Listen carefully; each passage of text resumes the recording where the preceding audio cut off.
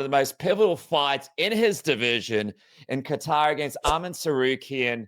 No doubt about it. Winner of this has to get the next shot at the title. And I feel like he feels the exact same way. If you put me near the guy, I'm gonna try and hit him and throw shit at him and piss him off.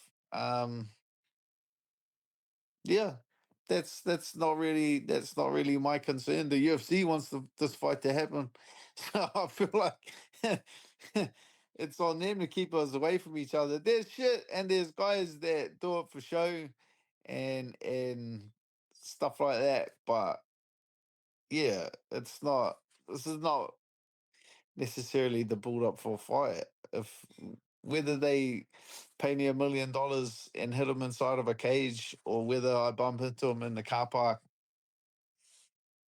and the whole shebang gets cancelled, I'm gonna do what I'm gonna do.